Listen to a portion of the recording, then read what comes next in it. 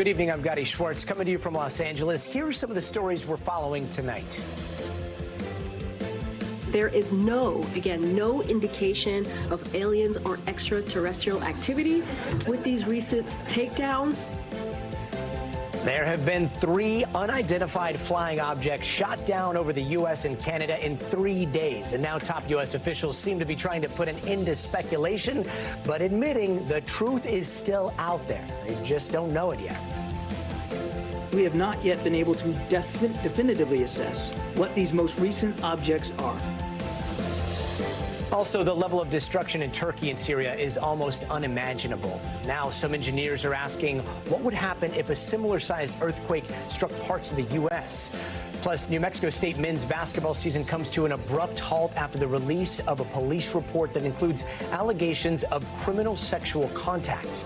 And we'll show you how one state is working hard to fight America's overdose crisis in a way that would have been illegal just a couple of months ago. What you were doing today, just now, that was illegal before January of this year. Before January 3rd, yes. Yes. And the HBO series The Last of Us is taking some liberties with the dangers of fungal infections. And while its apocalyptic premise is still very much science fiction, the fact that fungi presents a real danger to us is not.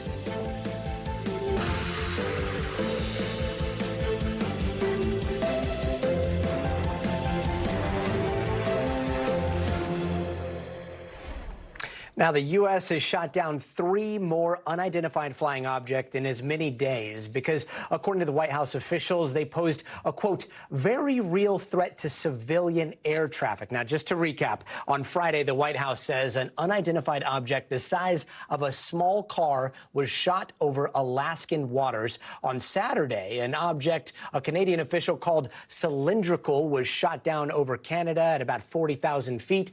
And then yesterday, according to the Pentagon, an 8-sided object with strings was shot down over a lake in Michigan. This comes after that Chinese surveillance balloon was downed off the coast of South Carolina just about a week ago. The U.S. is not ready to declare either the ownership or the purpose of these most recent 3 objects, and it remains unclear if there's a link between them and the Chinese spy balloon. But earlier today, National Security Council spokesperson John Kirby revealed what they were able to assess. Take a listen. We assessed whether they posed any kinetic threat to people on the ground. They did not. We assessed whether they were sending any communication signals. We detected none. We looked to see whether they were maneuvering or had any propulsion capabilities. We saw no signs of that. And we made sure to determine whether or not they were manned. They were not. Now, according to a spokesperson for Senate Leader Chuck Schumer, there will be an all-senators classified briefing tomorrow morning on the unidentified objects. NBC News Justice and Intelligence correspondent Ken Delanian joins us now. Ken, I have literally seen you in the newsroom on the phone. I've been trying to eavesdrop on a lot of your conversations. You're trying to get to the bottom of what is going on. What can you tell us? So the news of the day, Gotti, is that the U.S. has recovered large portions of the sensor, the payload on that Chinese spy balloon from the waters off the Atlantic coast. So they're going to figure out exactly what kind of intelligence that was collecting. And also, they are not prepared to declare that those other 3 objects were linked to China or any other foreign government. They're not even ruling out that they were weather balloons. But if you've heard me on the phone, you know that the big question I'm trying to answer is, how did they miss this for so long? Was this an intelligence failure? Like, why are we only learning about this now? And the question, it really does seem to be that the Chinese had a very well-developed surveillance program with balloons and other kinds of things. It was happening in plain sight, and the Pentagon and the U.S. intelligence community was not focused on it until a Chinese spy balloon flew over the continental United States. And now they are, and now they may arguably be overreacting. It's tough because you watch these press conferences. It seems like they want to give information, and yet they're somewhat cryptic in their responses. I know that we've got these vague admissions and descriptions from the Pentagons. We understand that as soon as they started to see these things, they tweaked the radar, started to look a little closer. Let's take a listen to one of those press conferences that happened a little bit earlier. We have been more closely scrutinizing our airspace at these altitudes, enhancing our radar, which may at least partly explain the increase in the objects detected. So, Ken, the way I understand it is the Chinese balloon came. They realized that, oh, maybe something that's violating our airspace may not be traveling very fast and may not be traveling at the normal altitudes that we normally see. So maybe let's tweak the radar gates and see if we can see something larger. And then all of a sudden, other stuff started popping up? Yeah, absolutely. And it raises the question, why? Why weren't they looking for things like surveillance balloons? And, the explanation we got today was, look, this is NORAD. They're looking for cruise missiles or fighter pilot or bombers, real threats to the airspace. But it appears that they had a blind spot here, and that was a Chinese program that was designed to gather intelligence, they're now saying, all over the world. And, some of it was written up in scientific papers. It wasn't a secret. They weren't looking for it, and now they clearly are. They've adjusted those radars, and now they may be seeing things that are actually not spying devices, but they're taking action nonetheless because we're in the middle of a political firestorm over this. So we're talking about a pretty big blind spot, right? You've got the normal cruising altitude of planes and bombers, and then you've got this space in between outer space and the upper atmosphere. Yeah. It seems as though the crack in the system is that area right under the upper atmosphere. That's right. And while, of course, satellites can see a lot of what these balloons were seeing, it stands to reason that the balloons were lower down. They have more fidelity on the kind of imagery that they're picking up. There's some indication that there was signals intelligence sensors, which means stuff that can collect maybe cell phone signals or communications intercepts. If that's going over military bases, that's a big problem. And the fact that they didn't even know about it. And remember, they said that there were 3 incidents during the Trump administration that they didn't know at the time were Chinese balloons, and now they believe they were. That sounds like an intelligence failure. So many more questions, but really quick. Last question. What are the chances of us seeing something like this a little bit later this week again? Based on the conversations I had today, they are not ruling out that there will be other sightings and that they will realize that in the past there have been other Chinese balloons that have traversed the United States without them detecting it. Got it. Thanks so much for watching it out for us. You bet. Thanks, Ken. The United Nations says rescue operations in Turkey and Syria will soon come to an end 1 week after earthquakes devastated the region, and the focus is now shifting to aid.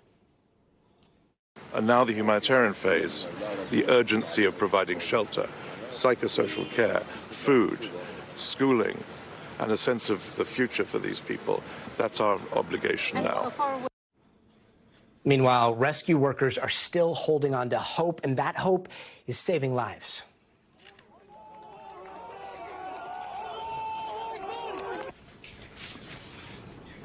Now you can hear rescuers screaming, "God is great," after a little girl was pulled from under a building earlier today. And she's not the only one. In a nearby city, a 13-year-old boy was also rescued, and both were in the rubble for roughly 180 hours. So far, over 35,000 people have died because of those quakes. 35,000. Think about that. That's bigger than some towns. It's bigger than the capacity of Fenway Park in Boston. This is one of the deadliest earthquakes of the 21st century, which means it's also set to be one of the biggest humanitarian efforts. NBC's Gabe Gutierrez has more. Gotti, it has been incredible to see. More than a week after the initial earthquake, there were more rescues from the rubble today, including a 13-year-old boy who was pulled out, again, some 180 hours after that initial earthquake. Even as the cleanup effort is well underway here now, the rescue operations are scaling back across much of southern Turkey. But today, we were able to go inside a major hospital in this area, Adana City Hospital, which has treated more than 4,000 patients over the past week. 1,000 of them are still there, and several hundred children are there. And it's just incredible to see a 2-month-old baby being treated in the ICU. Doctors and nurses believe he's 2 months old, but they're not quite sure because his parents are missing.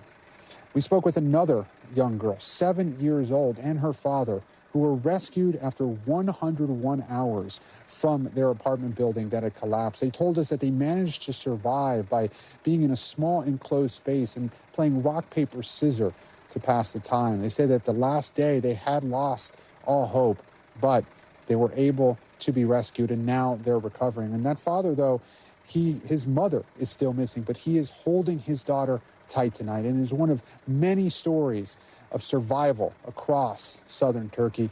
In northwestern Syria, there is a dire humanitarian crisis unfolding there. The government is facing criticism for reports of blocking humanitarian aid. And there is mounting outrage here in Turkey as the government has issued warrants for more than 130 people suspected of shoddy building construction.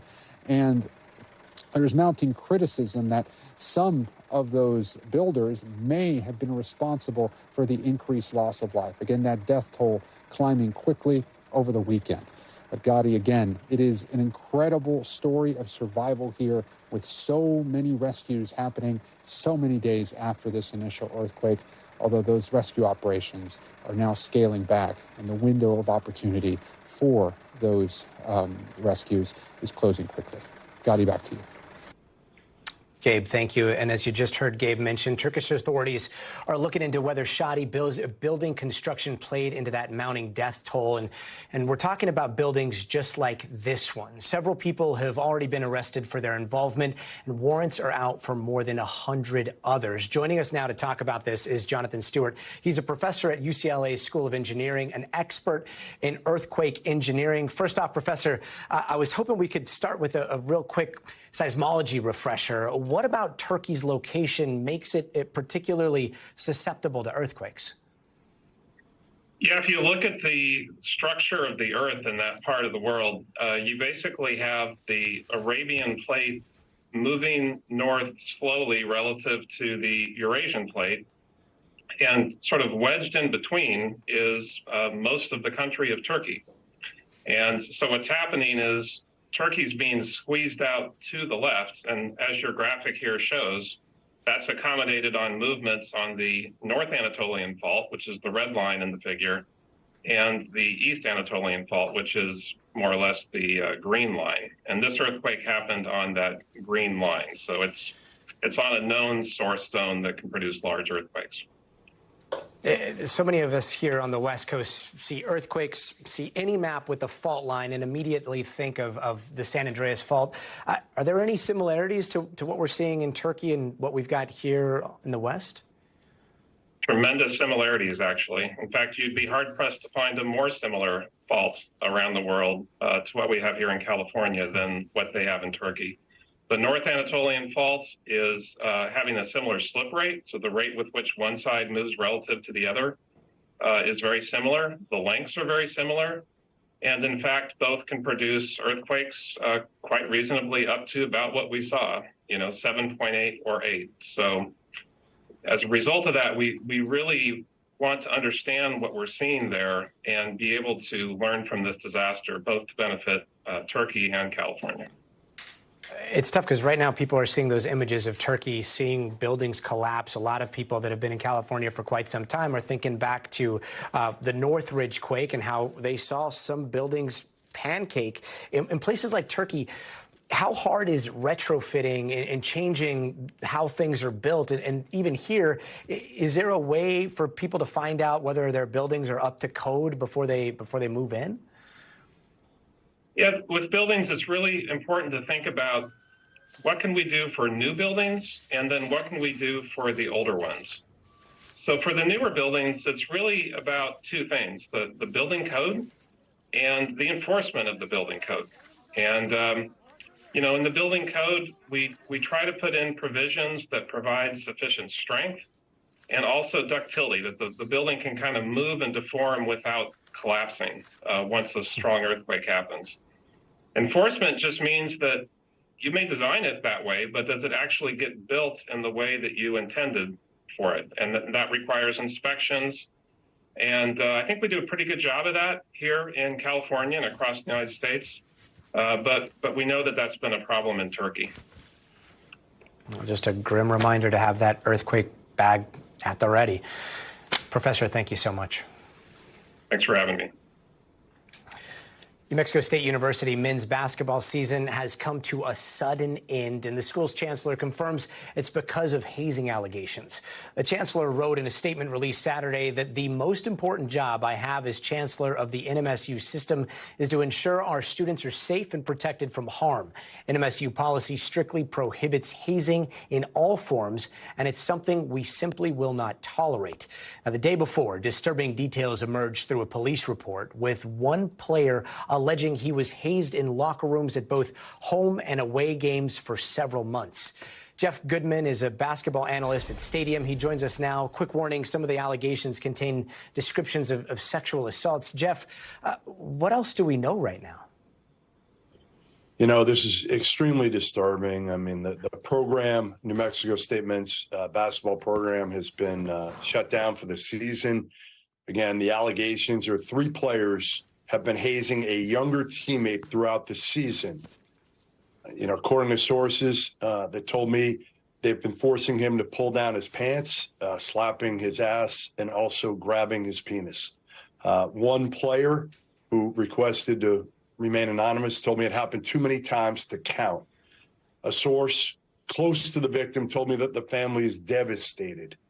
The first-year coach, Greg Heyer, who was hired before the start of the season, and his staff have been put on administrative leave while the university conducts a full investigation.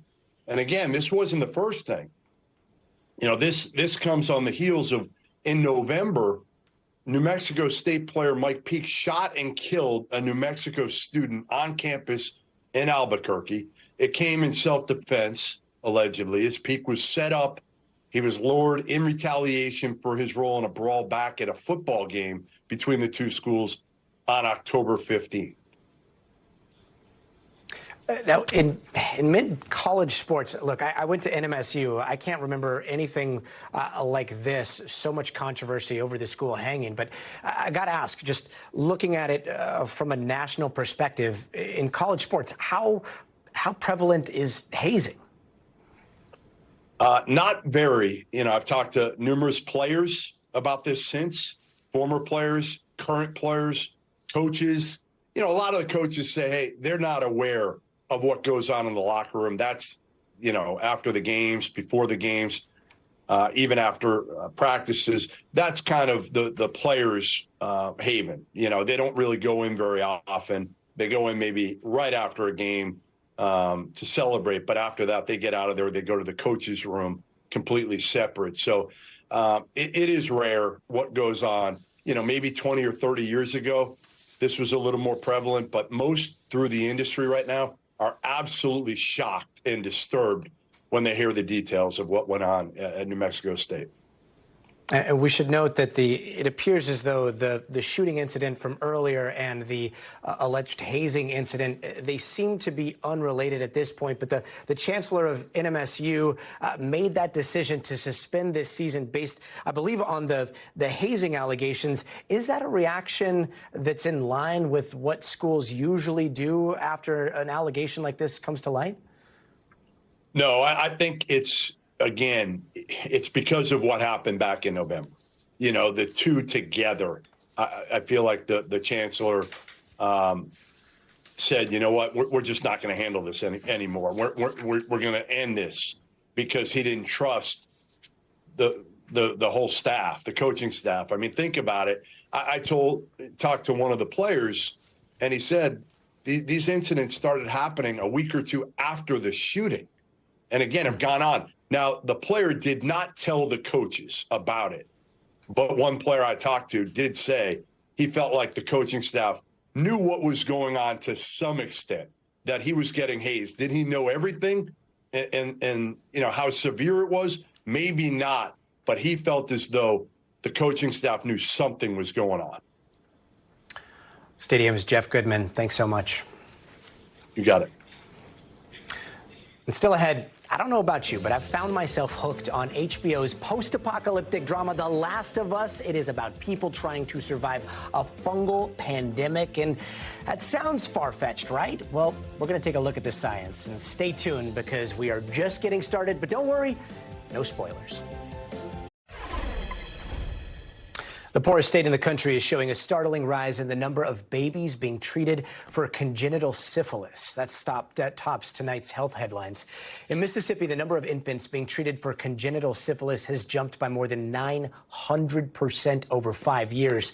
That form of syphilis happens when the infection is passed from mother to child while she's pregnant, and experts say that this is an entirely avoidable public health crisis. The number of cases across the U.S. have also more than doubled, according to the CDC. There were 941 cases in 2017. In 2021, that number was over 2,600. And a box is saving lives in Ohio. It's being called Heart in a Box. It is literally a box, but unlike cold storage, which is usually what they use to transport organ donations, this box pumps nutrients and oxygen to the organ until it's time for surgery, which doubles the time a heart can be transplanted. And that not only makes the donor pool wider, it also helps doctors perform more complex surgeries. The Cincinnati Children's Hospital Medical Center is among the first pediatric hospitals to use it.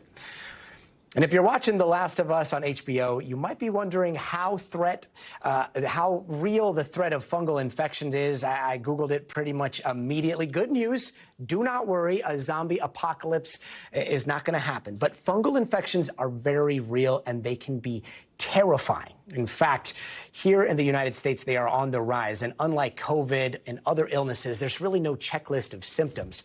They can show up like something as irritating as a case of athlete's foot, or as life-threatening as a case of valley fever, because each fungi is literally biologically different than the next, which is why, unlike other illnesses caused by bacteria and viruses, there's no vaccine out there for these infections. So we asked NBC News medical contributor Dr. Ven Gupta to join us tonight to kind of separate fact from fiction.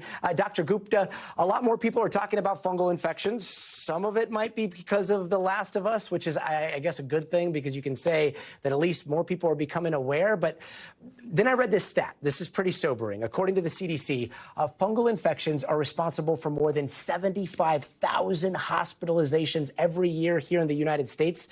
Dr. Gupta, how big of a danger are fungal infections? Well, Gotti, good evening. I'm glad we're talking about it, because it can be very dangerous. Many of your viewers may have experience with it, or caring for a loved one who's had a fungal infection. Gotti, this is a risk factor, especially for those who are medically higher risk or living in congregate settings like nursing homes. You pointed out several types of infections: skin infections, soft tissue infections, even urinary tract infections. These are common. They afflict a lot of people, but particularly those that are higher risk. And we are seeing more hospitalizations occur because, frankly, more people are medically higher risk. There are rising rates of individuals on immunosuppressive medications. There are more people living in places where, say, valley fever tends to predominate in the southwestern United States. So that combination of factors makes 75,000 hospitalization figure less surprising. And Dr. Gupta, we got a chance to talk to one man who had valley fever. We did a story profiling a guy by the name of Devin Buckley. He was a college freshman. He got diagnosed with valley fever, and he became hospitalized for months. He was in a coma, almost died. Now, a majority of valley fever cases here in the United States, like you just said, they seem to originate in the West. He was in Arizona, but experts are worrying that because of climate change, that reach might be expanding. What does climate change have to do with valley fever and fungal infections in particular?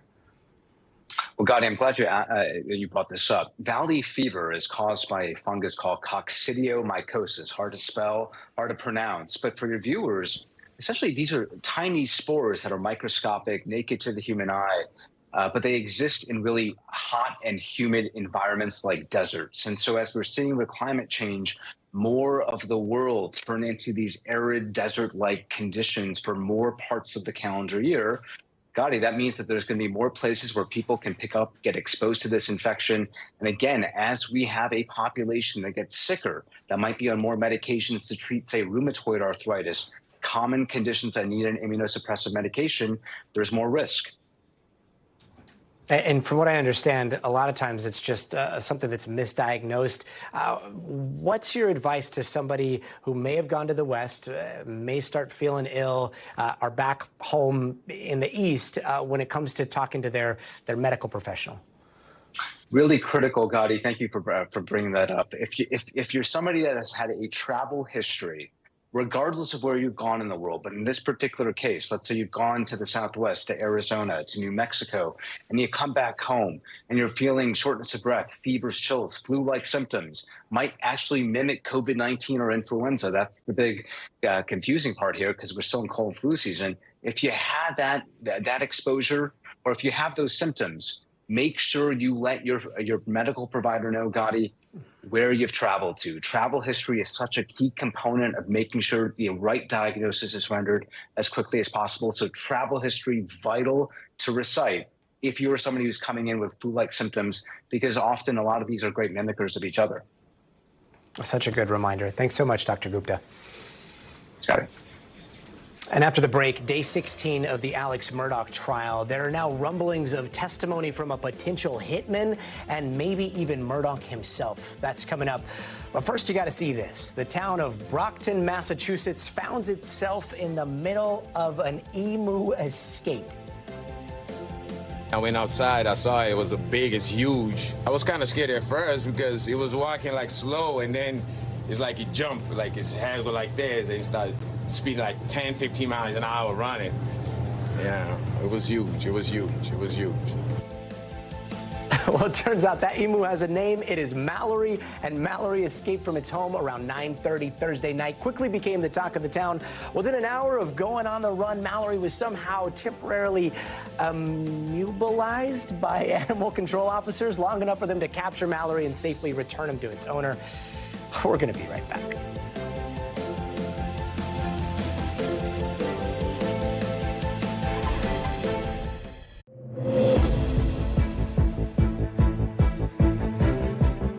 And it's time now for some of the big headlines we're watching tonight. A Nicaraguan bishop has been sentenced to 26 years in prison. He refused to get on a flight to the U.S. with hundreds of other political prisoners, all opponents of the country's president. The bishop has repeatedly called for election reform that would create free democratic elections in the country. David Jude Jolicoeur, known as Trugoy, the Dove, has died. He was one of the co-founders of the hip-hop trio De La Soul. No cause of death has been given for the rapper, but he had recently been battling congestive heart failure. He was 54. At least 8 people were hurt this morning when a man drove a U-Haul truck through Brooklyn. Authorities say the driver drove onto sidewalks, hitting pedestrians before being arrested. 2 of the victims are still in critical condition. There's been no word yet on a motive. An annual report has found that a handful of the safest cities in the country are right here in California. A Money Geek report looked at the most recent FBI crime stats in over 260 cities.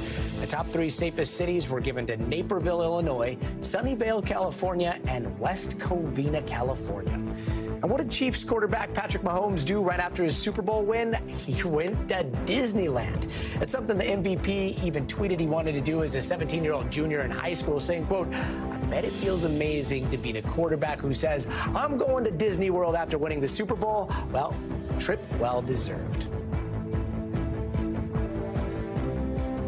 And the double murder trial of Alex Murdaugh is now stretching into its 4th week. But as the prosecution begins to bring out their final witnesses, a small COVID outbreak is causing fears of a potential mistrial. NBC's Vaughn Hilliard has more. Much of what the prosecution will be relying on as they make their case here to this jury is circumstantial evidence, more of which was presented here today, including the fact that the DNA analyst from the South Carolina Law Enforcement Division testified today that there was DNA blood samples of Maggie Murdock found inside the vehicle of Alex Murdaugh that night of the murders. Now, there are many explanations as to how that blood of Maggie Murdaugh could have made its way inside of the vehicle, but this is where, after now today is the beginning of the 4th week of this trial, there are now numerous individuals who have testified that Alex Murdaugh, that there were questions about his actions that day, including the likes of an employee of the family who says that he was wearing a different outfit earlier that day when she saw him, compared to the outfit that he had on as shown in new body cam footage that has been was released publicly here today, when officers responded to his 911 call reporting that his wife and one of his sons had been murdered. This is a challenging case here for the prosecution, and the defense is expected to begin to bring forward their own witnesses here in the days ahead. But also there are some serious questions about the trial moving forward. Today, the judge announcing that 2 jurors were dismissed after testing positive for COVID, and that there are just 3 alternates who remain. It was the defense and the prosecution who both urged the judge to consider delaying the trial to ensure that other jurors are not also infected, because if there are not enough jurors to fill out the jury box, this would become a mistrial. And that is where, after 4 weeks now, both sides do not want that to be the outcome here. But again, the prosecution is expected to bring their final witnesses forward here this week. Vaughn, thank you. And some new developments out of Georgia today. A judge has ordered the release of 3 parts of a Fulton County grand jury's report.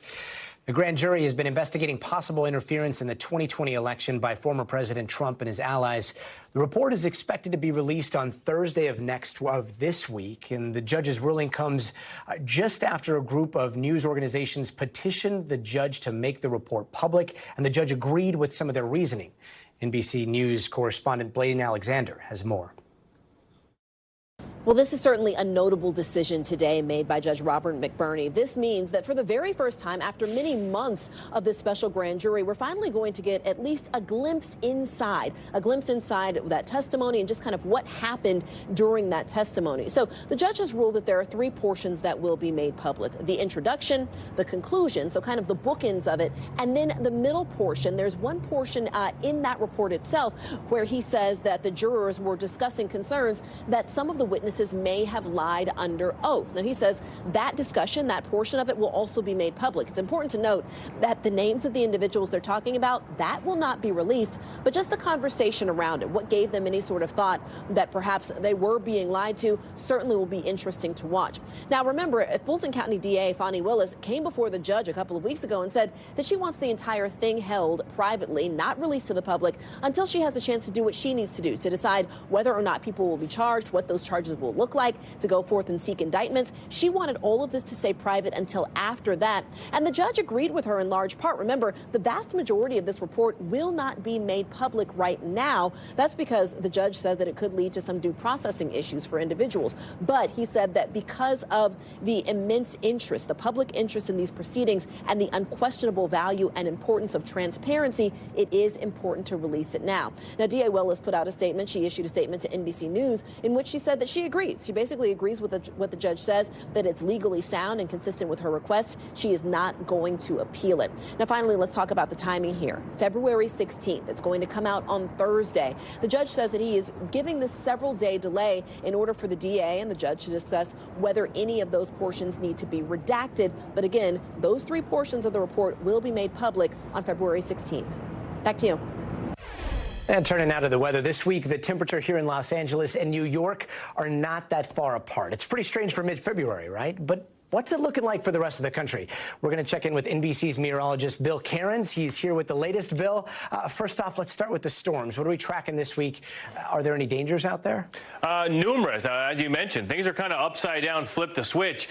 When you see that Phoenix is going to have a chance of a freeze and temperatures are record highs in the east, that's when you know you have a kind of a wild weather pattern. And when you get that, you're going to get volatile weather, too. So we have 2 storms. The first one has already moved through California, moving through Arizona, now New Mexico, and areas of Colorado. It's not a huge ordeal. It's not causing a lot of problems, kind of windy conditions, snow in the higher elevations. This second storm is going to grow and get bigger. That's the one that's going to be the big problem as we go through the middle and end of the week. So with the 2 storms combined, both are pretty big wind makers. So everywhere you see in white is what we call a wind advisory. You don't expect to lose a lot of power in that. But once you get up to the high wind warnings, this area of pink, we have a little bit here where the Mississippi River meets the Ohio River. We have areas in New Mexico, North Texas, and a few spots in Southern California. That's where power outages are possible tomorrow and then right into the middle of the week. So that's the one issue that we're going to be having. These are some of the max wind gusts. Again, these are the big cities. A lot of times the big cities are more protected. Usually they're in valleys, they're lower elevations.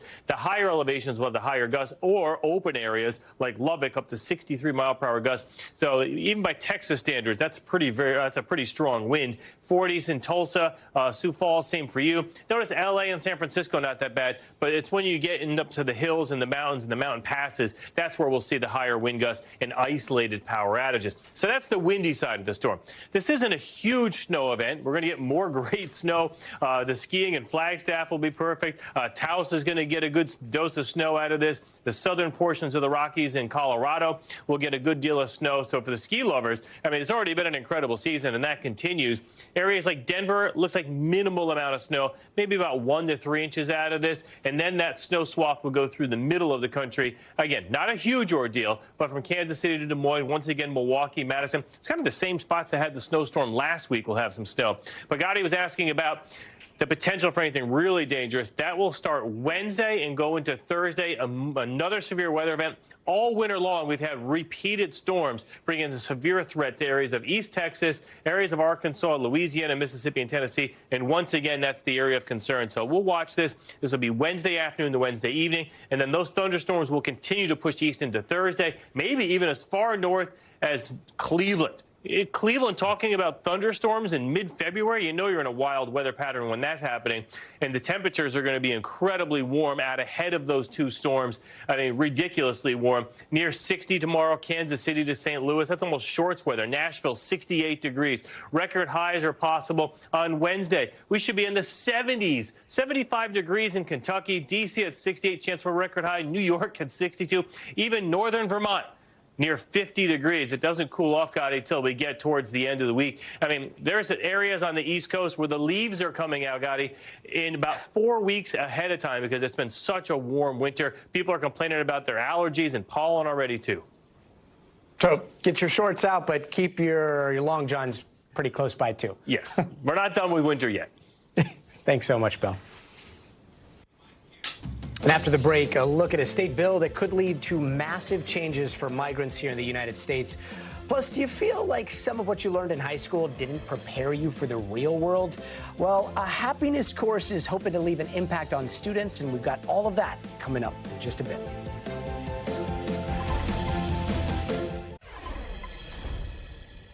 A bill moving through the New Mexico Senate could change how immigrants are detained there in a big way. It's called SB 172. The bill could ban state and local agencies from signing contracts to detain migrants in civil cases. Right now, there are 3 facilities in New Mexico doing just that. Otero County could be directly impacted. The other 2 could face stricter scrutiny. One state Senate committee has already greenlit the bill. Another is debating whether it should move forward. A spokesperson for Immigration and Customs Enforcement told NBC News the agency does not comment on pending legislation. NBC News has also reached out to the Department of Homeland Security for comment. We have not heard back. But joining us right now is New Mexico State Senator Gerald Ortiz-Pino. He's one of the bill's co-sponsors. Hello there, Senator. Just starting off here, can you tell us how this bill came to be? Sure, Gotti. A number of advocacy groups that work with people who are detained, immigrants who are detained, came to Senator Antonio Maestas and myself during the period right before the session and said that they had, in visiting prisoners at these facilities, had been appalled at the caliber of the treatment that people were receiving. As a result, and they emphasized to me, these are not people that are being held for crimes. These are people who came into the country following the law, asking for asylum, and then got detained. So we're not talking about criminal violations. We're talking about a civil violation that the ICE decided, instead of sending them on to relatives while they waited for a hearing, they would detain them. And they were holding them in facilities, and the conditions described to us were atrocious. They were far worse than our prisoners in those same facilities suffer. So we decided to try this, and hopefully it'll bring attention to the issue. And if it passes, we would hope to see an end to those contracts permitting the detention of asylum seekers in this country, in the state, just in the state. That's all we can deal with. And now, when it comes to the immediate term, would this bill effectively end the current contracts in the state, or would those contracts be allowed to play out fully if this passes? I mean, the way it works now is the language in the bill would say those contracts expire at the end of their existence and they cannot be renewed. And also we have language in there that would prohibit them trying to extend the contracts currently while this is being debated. So we think that within a year, that practice would be ended in the state. Those are year-to-year contracts. Now, Senator, do you have the support to get this over the finish line? Do you think the governor would sign it? Oh, I have not discussed it with the governor, but we certainly have the support. We believe we can get this through the Senate, and I think the House would be likely to support it. At that point, we'll have to discuss it with the governor. This is not going to in any way negatively impact the state in terms of revenue or anything of the sort. What it does do is make a statement that these immigrants should not be held in prisons if they haven't committed a crime. New Mexico State Senator Gerald Ortiz-Pino. Jerry, thanks so very much. Good to see you, Gotti. Thank you so much. Sure.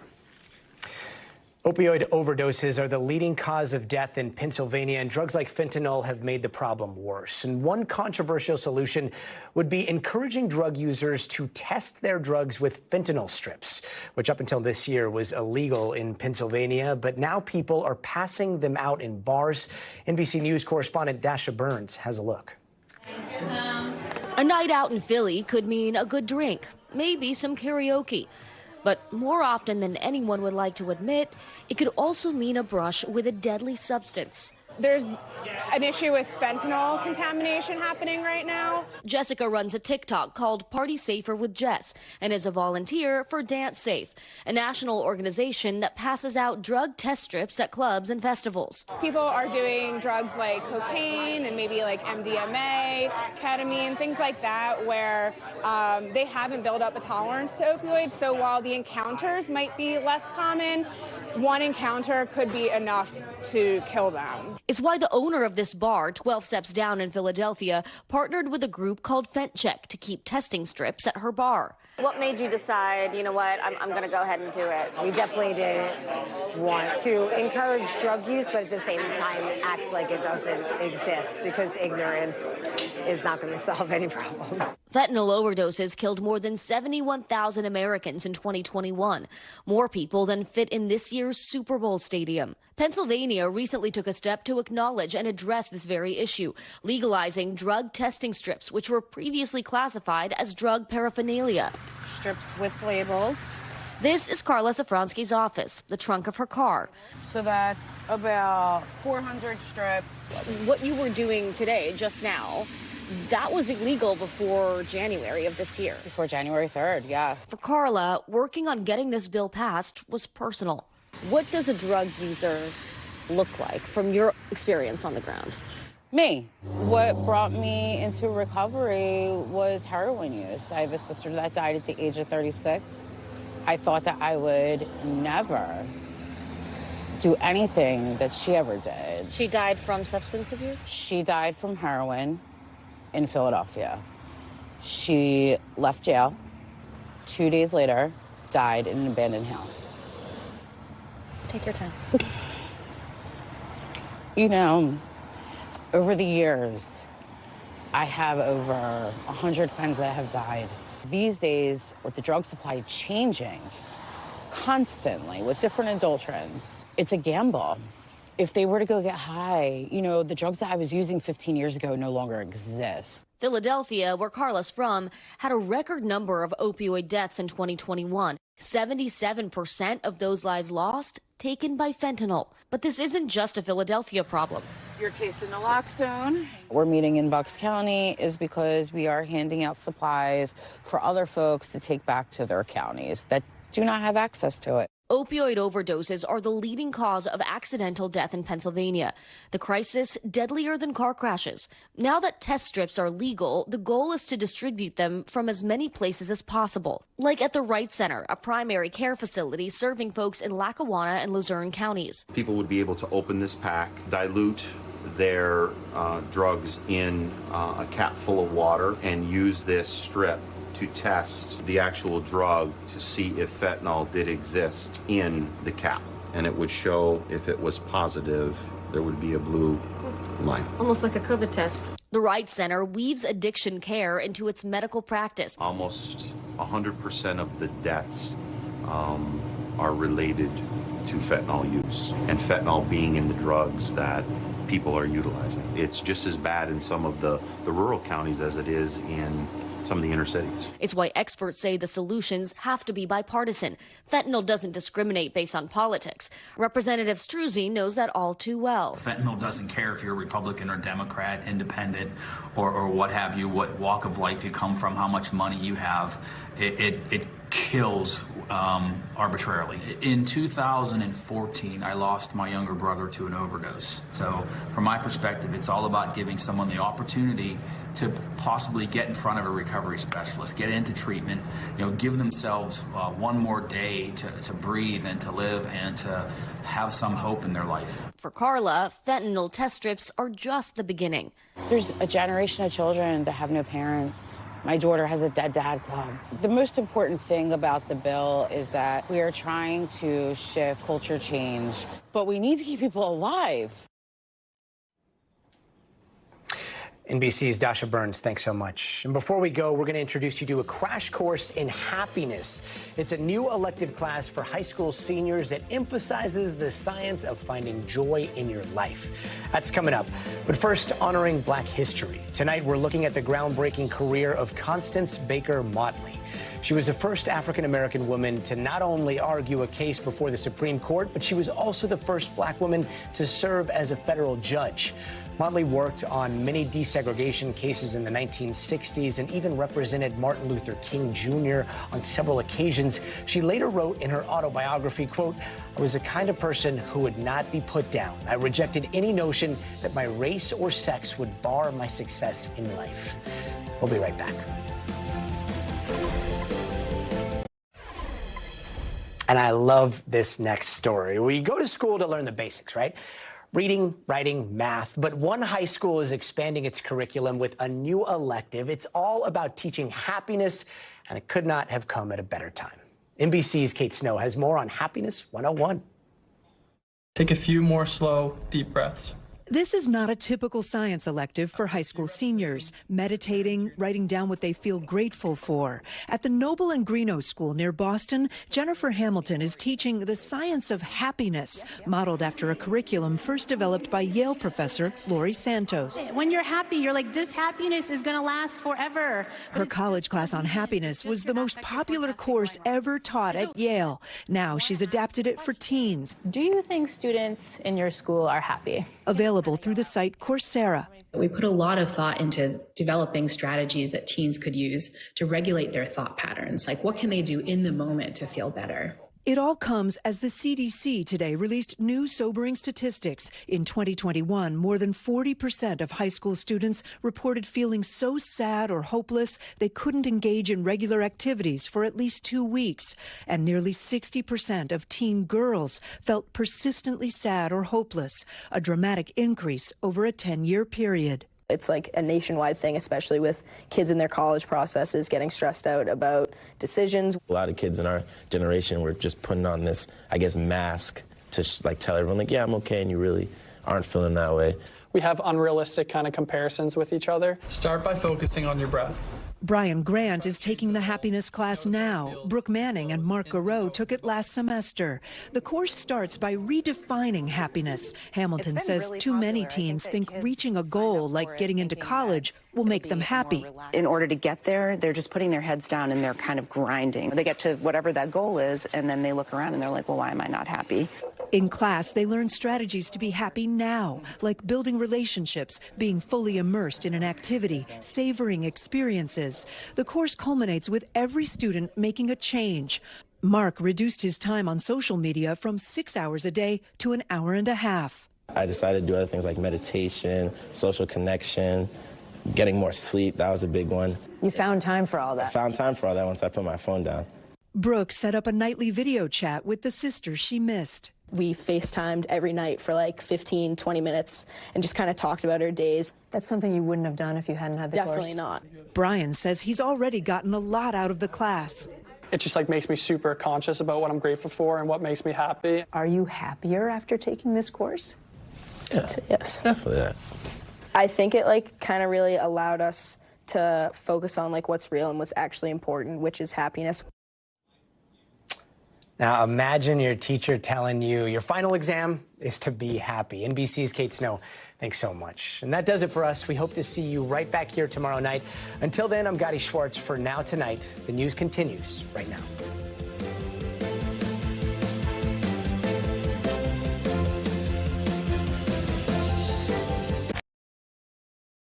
Thanks for watching our YouTube channel. Follow today's top stories and breaking news by downloading the NBC News app.